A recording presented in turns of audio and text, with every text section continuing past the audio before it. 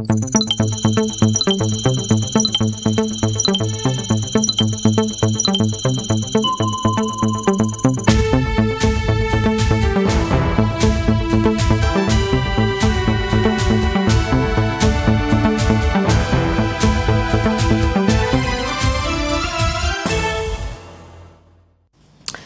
Messieurs, merci de nous rejoindre à la une de ce 13h. Une embuscade sur l'axe Barsal-Gofoubé a fait 11 morts et non 15, a démenti le ministre de la Communication lors du dernier Conseil des ministres. Il a également indiqué que l'attaque de Solhan a été perpétrée par des jeunes âgés de 12 à 14 ans. 2 suspects ont été interrogés. Concours professionnel en ligne, plus de 29 000 candidats pour plus de 3 000 postes à pourvoir. Lancement du dit concours hier matin à l'ENAM par le secrétaire général de la fonction publique. Le système en ligne présente des atouts particuliers que vous découvrirez dans ce journal. Au Mali, c'est la déception totale pour les fidèles musulmans qui n'auront pas droit au Hajj 2021. Une deuxième annulation consécutive due au coronavirus. L'heure est donc aux projections pour le Hajj 2022. Voilà pour les principaux titres de ce 13h du 24 juin 2021. Bonjour à vous. Au Conseil des ministres hier, la situation sécuritaire était au cœur des échanges. Après avoir démenti le bilan de l'embuscade sur l'axe Barsal-Gofoubé, qui faisait état de 15 morts, Ouseni Tamboura a également révélé des informations sur l'attaque de Solhan. Il a déclaré que l'embuscade a coûté la vie à 11 personnes et l'attaque de Solhan a été perpétrée par des adolescents âgés de 12 à 14 ans. Précision avec Maxime Jeune-Bambara. Sur l'embuscade qui s'est produite sur l'axe Barsal-Gofoubé dans la région du centre-nord, le gouvernement confirme la mort de 11 policiers. Les corps ont été rapatriés à la morgue militaire selon le ministre porte-parole du gouvernement. Ouseni Tamboura a par ailleurs indiqué que ce bilan s'est alourdi ce mercredi 23 juin avec la perte de 2 éléments des forces de défense et de sécurité qui ont sauté sur un engin explosif. Ce matin également d'ailleurs, nous pouvons aussi retenir que 2 de nos vaillants fils aussi sont tombés. Des équipes qui sont allées pour les recherches et le ratissage sont tombées sur un engin explosif. Dans le jargon militaire, on l'appelle IED. Donc, il nous revient, donc ça alourdit encore le bilan. Nous n'avons pas le bilan complet. Comme vous le savez, nous sommes en cours de ratissage. Et certaines zones ne sont pas accessibles. Vous avez vu, nous avons des résultats partiels. Nous avons 11 décès. Nous avons 4 que nous continuons de rechercher. Et nous avons 7 que nous avons pu récupérer. Et vous avez entendu le ministre de la Communication tout à l'heure vous dire qu'au cours des recherches, nous avons un véhicule qui a sauté sur un engin explosif et nous avons perdu 2 hommes. C'est vous dire les difficultés du terrain. Le ministre porte-parole du gouvernement a également fait cas d'une attaque qui s'est déroulée les mêmes journées des 21 et 22 juin dans la province du Louroum, région du Nord. Une attaque qui a visé les volontaires pour la défense de la patrie VDP. À la date d'aujourd'hui, à 7 heures par exemple, nos sources habilitées indiquent le décès du chef VDP qui se nomme M. Boina, du village de Salah par exemple. Et que depuis lors, bien d'autres VDP ont répondu présents à l'appel. Il en reste encore quelques-uns, une dizaine, qui n'ont pas encore répondu à l'appel. Et vous savez que les VDP d'une localité donnée sont aussi rattachés, de mon point de vue, à des autorités, à une autorité militaire qui est certainement la plus proche. Tout d'abord, il faut distinguer 2 cas. Il y a les VDP que nous avons recrutés et il y a les VDP qui se réclament VDP.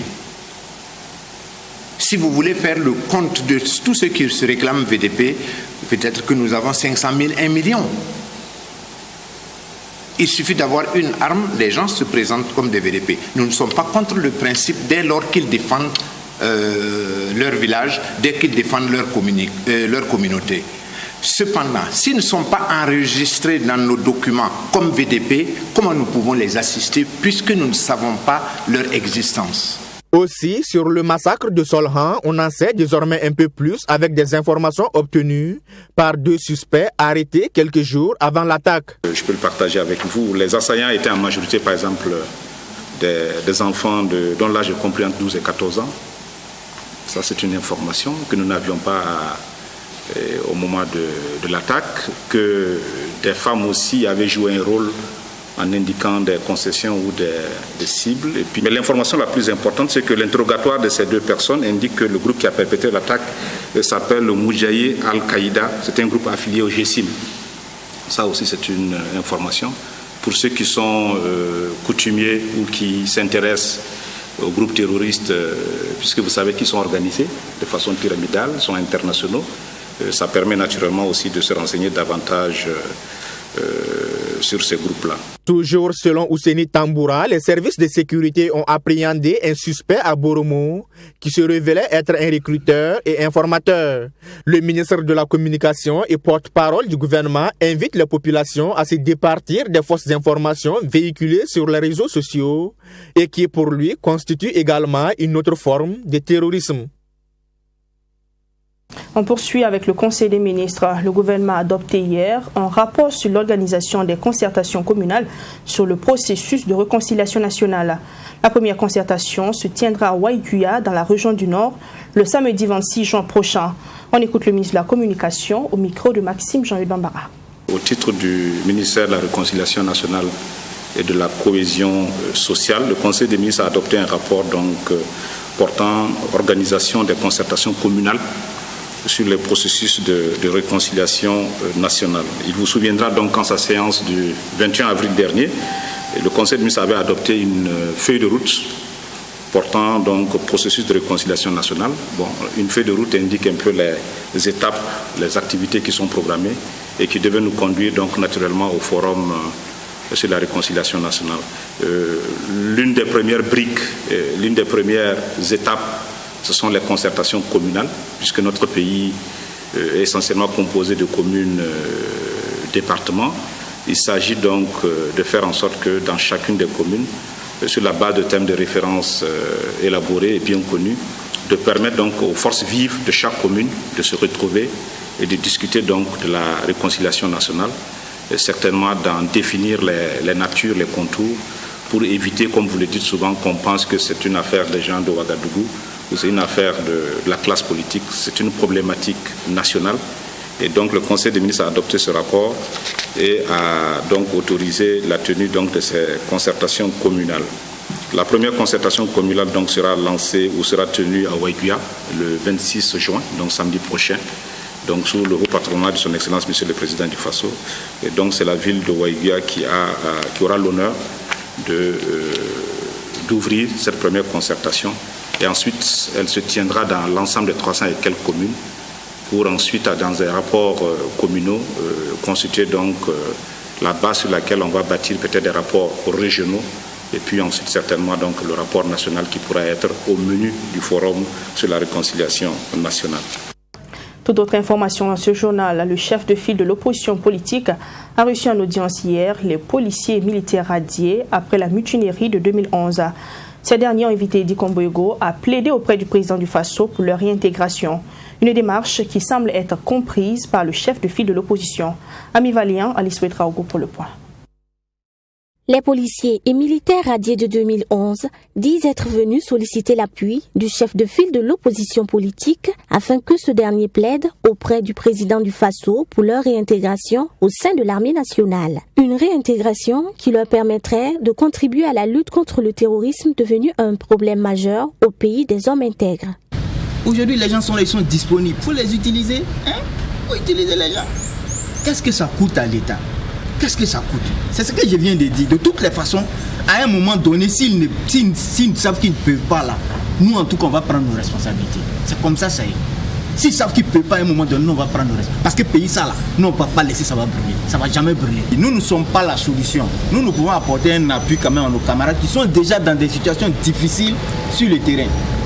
Voilà, vous êtes sans ignorer que quand même sur le terrain, ce n'est pas des situations de paix. Les gens sont dans des choses extrêmement difficiles. Une démarche saluée à sa juste valeur par Edi Komboigo qui promet de mettre tout en œuvre pour accompagner les policiers et militaires radiés dans leur démarche.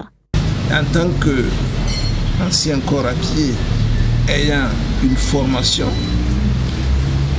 ils ont honte de cette situation, d'autant plus d'ailleurs que d'autres civils que l'on a enrôlés sous forme de VDP se sont engagés pour aller défendre la patrie. ils auraient voulu également faire partie de ces gens-là, que l'on les reprenne dans leur corps afin qu'ils puissent apporter une main forte à leurs confrères, corps habillés, et qui, pour se battre, fait que la paix revienne au pays. Ils ont demandé d'être leur porte-parole, porter le message au président du Faso et à qui de droit. À l'issue de cette audience qui a duré plus d'1 heure, les policiers et militaires radiés lors de la mutinerie de 2011 disent nourrir l'espoir quant à leur réintégration au sein de l'armée nationale. Dans le cas contraire, ils disent envisager encore plusieurs actions afin que leurs doléances soient prises en compte. Et puis, je vous le disais en titre hier, le secrétaire général du ministère de la fonction publique, qui est également le président national de l'organisation des concours professionnels, a lancé les concours professionnels en ligne. C'était à l'ENAM, École nationale d'administration et de la magistrature. Cette année, un peu plus de 29 000 candidats iront à l'assaut de 3 000 postes disponibles. Toutefois, on note de grandes innovations. Les candidats ont par exemple la possibilité de connaître instantanément leurs notes. Sanata Siri. Munis chacun d'un ordinateur, ces candidats au concours professionnel en ligne attendent avec impatience leur sujet.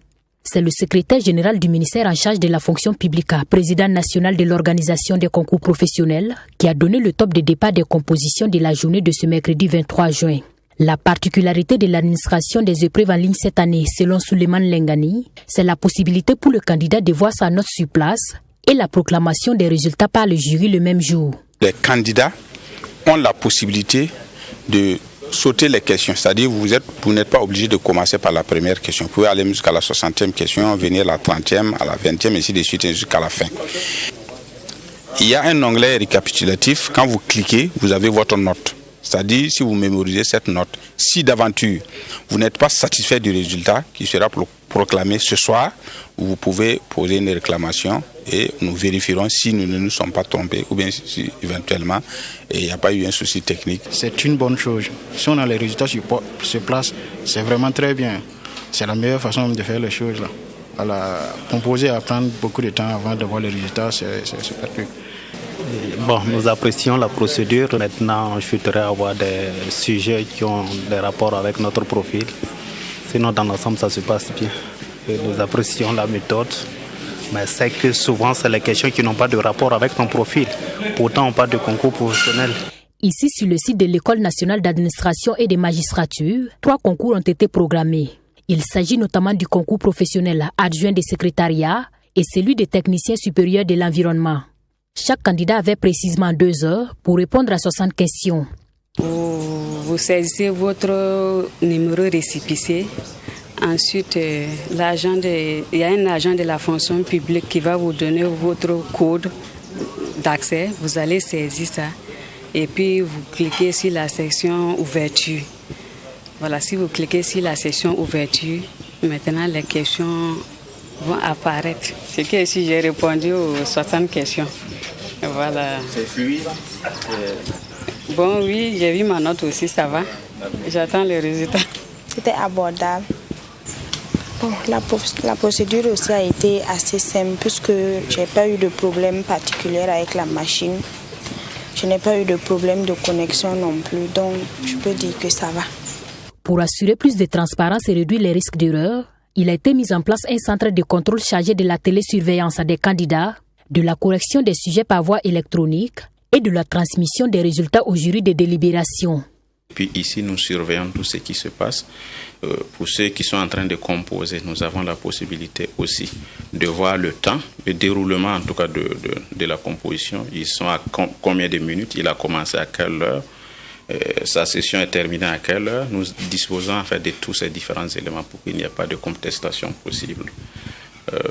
À la fin de la composition, nous procédons en fait à la correction c'est juste une fonctionnalité qui est disponible, qui consiste, vous cliquez dessus et puis voilà, la machine se charge de corriger et de classer les candidats par ordre de mérite. Ils sont au total 29 103 candidats inscrits cette année sur la liste des 154 concours professionnels de la fonction publique pour 3 472 postes à pourvoir. La composition des 124 de ces concours se déroulera en ligne et les corrections de l'ensemble des concours se feront par voie électronique. Le ministère des Affaires étrangères, de la coopération, de l'intégration et des Burkinabés de l'extérieur a tenu son tout premier conseil d'administration du secteur ministériel le 22 juin 2021 dans la commune de Lumbila, région du Plateau central. Objectif, faire le bilan des actions du ministère au cours de l'année 2020 et réfléchir sur sa participation dans la mise en œuvre du nouveau référentiel de développement. Sanata Kwanda, Fatima Tanikima. Ce 22 juin, des agents du ministère en charge des Affaires étrangères ont fait le bilan de leurs activités et échangé sur le fonctionnement de leur ministère. C'était au cours de ce conseil d'administration du secteur ministériel CASEM. Occasion également pour ces derniers de réfléchir sur les actions en cours et à venir. On essaie de lancer toujours des plaidoyers pour convaincre nos partenaires à avoir une attention accrue vis-à-vis de notre pays. Et comme vous savez, aujourd'hui, nous consacrons 20% à peu près de nos ressources, de notre budget à la lutte contre le terrorisme. Ça suppose qu'il faut convaincre les partenaires à avoir plus d'engagement non seulement dans cette lutte, mais également dans l'accompagnement qu'ils peuvent faire au niveau de notre développement. Ce CASEM, qui est à sa première session de l'année 2021, se tient sous le thème « Quelle contribution du ministère en charge des Affaires étrangères dans la mise en œuvre du référentiel de développement 2021-2025 ». Les travaux permettront donc aux participants d'échanger sur les efforts que doit consentir leur ministère dans la mise en œuvre du nouveau référentiel de développement. En choisissant donc de placer la présente session sous le thème, je cite, « Quelle contribution du ministère en charge des Affaires étrangères dans la mise en œuvre du référentiel national de développement RND 2021-2025 » Fin de citation. Nous voulons sans doute mettre en relief les efforts attendus de notre département dans sa mission première, qui est de contribuer à l'amélioration de la coopération internationale et à la mobilisation des ressources financières pour le développement du pays. De façon concrète, ce cadre d'échange a permis de présenter, examiner et adopter, entre autres, le projet de rapport d'activité de l'année 2020 et le projet de programme d'activité 2021. Le ministre burkinabé en charge de la diplomatie, présent à ce CASEM, a souhaité qu'au sortir des travaux, des solutions idoines soient trouvées pour renforcer les missions du ministère. La Banque mondiale a fait don d'un lot de matériel informatique et mobilier aux universités publiques du Burkina. D'une valeur estimée à plus de 400 millions de francs CFA, le don est composé entre autres d'ordinateurs, d'imprimantes, d'onduleurs et de tables. Ce don entre dans le cadre du projet d'appui à l'enseignement supérieur dont l'objectif est d'améliorer la performance des universités publiques. Maxime Jean-Eudes Bambara. C'est un lot de matériel informatique et mobilier qui devrait permettre d'améliorer les services rendus aux étudiants et enseignants dans les bibliothèques des universités publiques.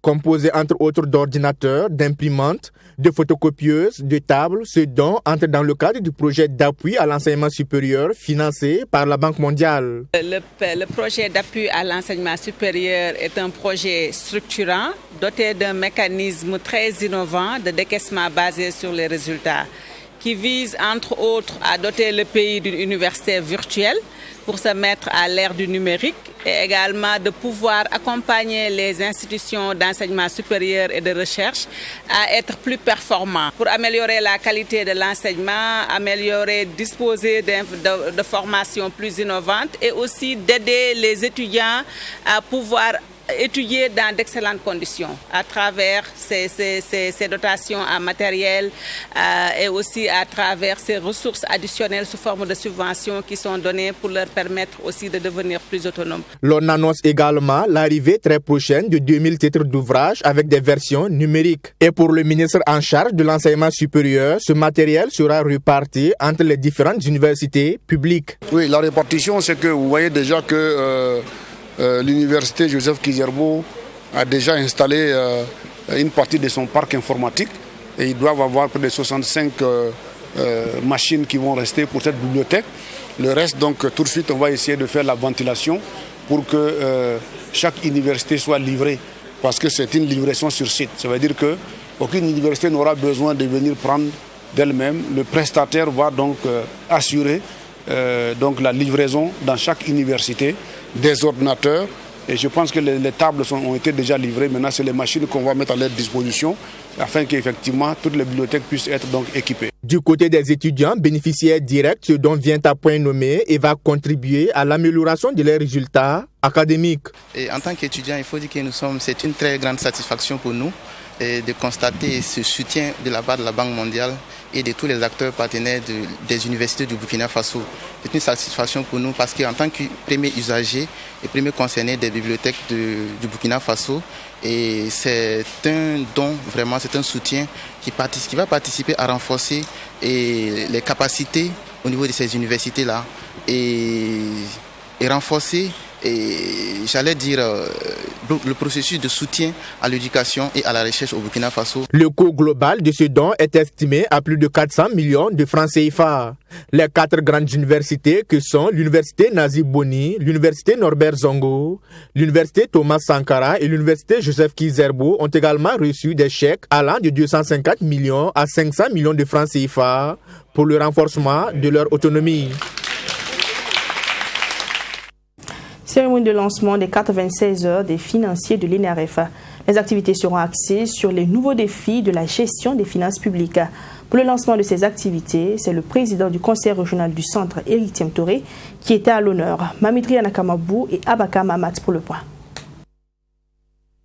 Le président du conseil régional du centre, Éric Tiemtoré, a porté sa communication sur la décentralisation et la gestion des finances publiques locales. Dans son adresse à cette tribune, le conférencier du jour a partagé son expérience avec les élèves de l'École nationale de régie financière en matière de gestion du budget des collectivités.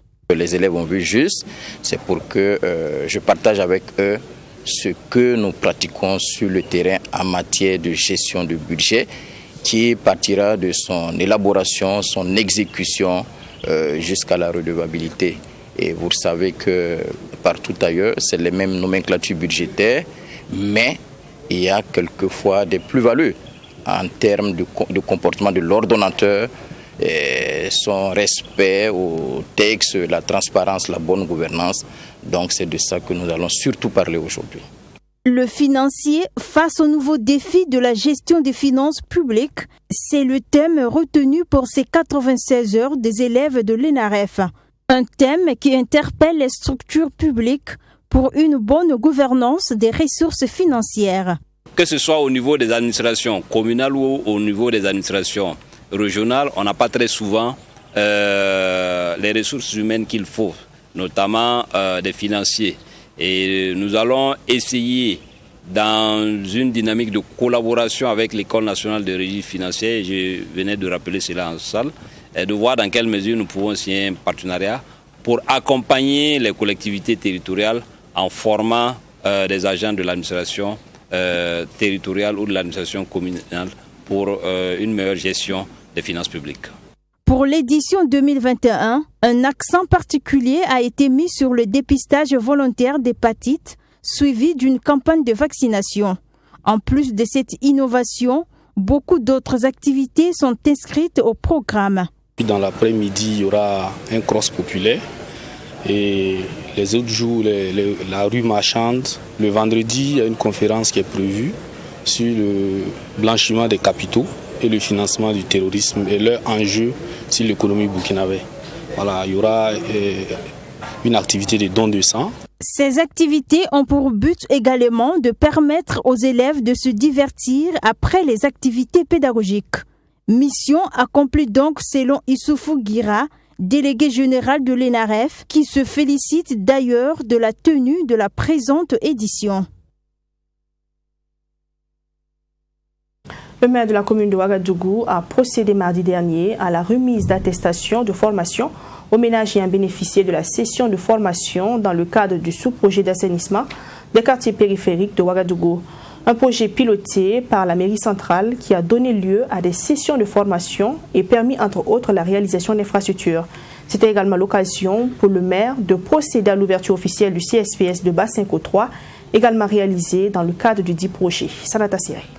L'aménagement du canal de Moro-Naba inscrit dans le sous-projet d'assainissement des quartiers périphériques de Ouagadougou a affecté plus de 300 ménages situés à 20 mètres du dit canal.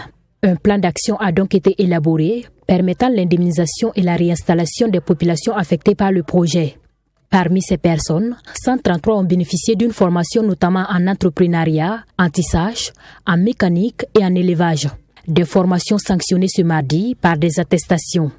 Donc ces personnes qui ont été affectées, il fallait bien s'en occuper. Et dans le plan environnemental, la BAD, c'est une exigence à laquelle la commune a répondu. C'est pourquoi le site de Basseko a été choisi pour accueillir les personnes qui ont été affectées par ce projet. Donc ici, on a pu reloger à peu près 300 ménages.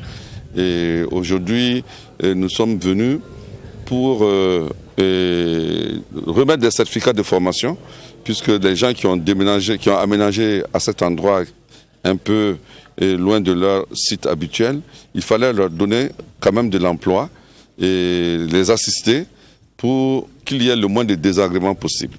Cette cérémonie de remise d'attestation a été suivie de l'ouverture officielle du CSPS de Basenko 3, un centre de santé également réalisé dans le cadre du projet sur le site de réinstallation des personnes affectées. Le CSPS répond aux normes, mais comme le bâtiment a été construit il y a longtemps, il s'est un peu défraîchi. Mais j'ai donné des instructions en tout cas à l'agence municipale des grands travaux pour qu'on puisse rafraîchir la peinture et compléter un certain nombre d'équipements. Sinon, le personnel que nous avons trouvé ici est très motivé et ils ont un outil de travail merveilleux. Et les populations ici sont très heureuses d'avoir un centre de soins de proximité sur lequel ils peuvent compter. Ce projet bénéficie de l'accompagnement financier de la Banque africaine de développement, BAD. Et à la date d'aujourd'hui, ce sont environ 27 milliards de francs CFA, soit 88,09% des investissements que la BAD a décaissés au profit de ce projet. La Banque se réjouit des résultats déjà atteints dans le cadre du projet dans la commune de Ouagadougou qui ont impacté positivement la vie des populations. En effet, la Banque salue l'ouverture effective du centre de santé ainsi que la tenue des formations aux métiers au profit des personnes affectées par le projet. Aussi, la Banque encourage-t-elle la commune de Ouagadougou à achever les actions et les activités restantes avant la clôture du projet. Le site de réinstallation des personnes affectées par le projet est situé au cœur de la cité de Basenko. En plus de ce CSPS, la commune de Ouagadougou a aussi construit sur ce site un établissement scolaire de 6 classes fonctionnelles depuis 2019. Le sous-projet d'assainissement des quartiers périphériques de Ouagadougou, faut-il le rappeler, est piloté par la mairie centrale depuis 2014 et tire vers sa fin. La commune rurale de Samba doit abriter le projet pilote de restructuration des quartiers non lotis. Une bonne exécution de ce projet passe nécessairement par la mise à disposition des populations de bonnes informations. Le 20 juin dernier, le maire de Samba était sur le terrain pour échanger avec les populations. 2 sites ont accueilli le maire de Samba, à savoir Djikofé Sud et Djikofé Nord. À cette rencontre d'information, le maire d'Ipama a expliqué aux résidents les enjeux du projet de restructuration. Michael Tegré. Première étape de sa tournée d'information sur la question de restructuration des non-lotis, l'école Le Faso dans la zone non-lotie Djikofé Nord. Entre questions, inquiétudes sur cette opération, le maire de la commune rurale de Samba, dans sa démarche, s'est voulu pédagogique. Expliquer aux populations l'arrêté conjoint portant autorisation de restructurer les 5 zones non-loties entrant dans le cadre du projet de restructuration. Au-delà des lotissements, il faut que nous accompagnions les populations à pouvoir mieux vivre et à pouvoir en tout cas s'épanouir dans les milieux où elles vivent. Alors c'est l'objectif du conseil municipal et en tant que répondant, c'est la raison pour laquelle nous sommes sur le terrain. Et cette phase a pour objectif de déballer la batterie de RTL du conseil municipal qui est la phase d'enquête foncière, délimitation, état des lieux et bien entendu enquête commodo et incommodo pour pouvoir dresser le plan d'aménagement. Le même exercice est répété sur le second site ici à Djikofé Nord. Le projet dans sa phase pilote débutera sur les sites non lotis de Djikofé pour 604 hectares restructurés et 65 hectares pour la trame d'accueil qui servira à reloger les populations qui subiront des dommages. Les plus fortes recommandations tournent autour de 2 ou 3 axes. D'abord, c'est le lieu où la trame d'accueil sera érigée. Et ça, c'est une question d'étape. Nous sommes en pourparlers avec des propriétaires terriens, avec des personnes ressources, pour avoir un espace. Une chose est de demander aux autorités d'être correctes, et une chose aussi est que les populations quand même acceptent le minimum et accompagnent pour que nous puissions ensemble arriver à là où nous voulons arriver. Et sinon, seuls nous, on ne peut pas. Mais comme c'est un travail participatif, je pense que les amendements, les conseils, les apports des uns et des autres sont les bienvenus. Et ensemble, nous allons corriger là où il faut corriger, nous allons amender là où il faut amender, et nous allons prendre une directive qui est une directive commune et dans l'intérêt de toutes les populations.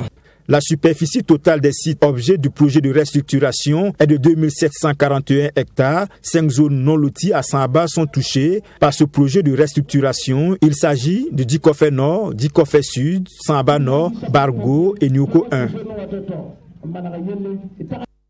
Au Mali, l'annulation du Hajj 2021 a engendré beaucoup de déceptions parmi les fidèles musulmans. Pour la deuxième fois consécutive, les Maliens ne rempliront pas le 5e pilier de l'islam à cause du coronavirus. La décision de l'Arabie Saoudite suscite beaucoup d'émotions désagréables pour les fidèles musulmans. Ils se projettent toutefois pour le Hajj 2022, espérant fermement avoir l'opportunité d'accomplir le 5e pilier de l'islam en 2022. Correspondance Boema Solo. Pour les fidèles musulmans maliens pour la deuxième année consécutive. C'est une conséquence de la décision des autorités saoudiennes de limiter le pèlerinage à la Mecque à seulement 60 000 de ses résidents. Moi, j'ai été candidate pour le pèlerinage 2020. Ça n'a pas eu lieu, malheureusement. J'étais avec la maman. Ensuite, pour le pèlerinage 2021, elle était seule candidate. Et aujourd'hui, nous sommes à la maison du Hajj, nous sommes un peu déconcertés quand même, un peu découragés, mais bon, comme on le dit, tout ce que Dieu fait est bon. Pour Tcherno Hadicham, le contexte sanitaire justifie cette démarche de l'Arabie Saoudite qui n'autorise que les résidents vaccinés contre le Covid-19 à prendre part au pèlerinage. L'islam donne beaucoup d'importance à la vie. Et les 5 principaux de l'islam, premier point, c'est la conservation de la croyance. Deuxièmement, c'est la conservation de la vie. Donc quand la vie des musulmans sont en danger à cause du coronavirus, on doit prendre des dispositions pour empêcher les gens à aller se donner à la mort. Pour les agences de voyage aussi, l'annulation du Hajj est un coup dur. Ceux qui se sont inscrits à notre niveau, on a fait des démarches, on a fait des passeports, on a fait les petits trucs. Si tu viens et que tu veux reprendre ton argent, l'argent est disponible à notre niveau. Si tu veux laisser ton argent pour l'année prochaine aussi, il n'y a pas de problème. La maison du Hajj du Mali, qui organise le pèlerinage, se penche déjà sur le Hajj 2022. On va quand même procéder à continuer toujours nos dispositifs de pèlerinage pour anticiper l'organisation du Hajj 2022. Donc cela veut dire que le Hajj 2022, c'est maintenant qu'on va commencer ça. 5e pilier de l'islam, le pèlerinage à la Mecque est une étape importante pour les fidèles musulmans. Au Mali, au total de 13 323 pèlerins sont concernés par cette annulation. Voilà, c'est la fin de ce 13h que j'ai présenté avec la collaboration de toute l'équipe de réalisation. Merci à vous qui l'avez suivi et merci à l'équipe de l'avoir réalisé.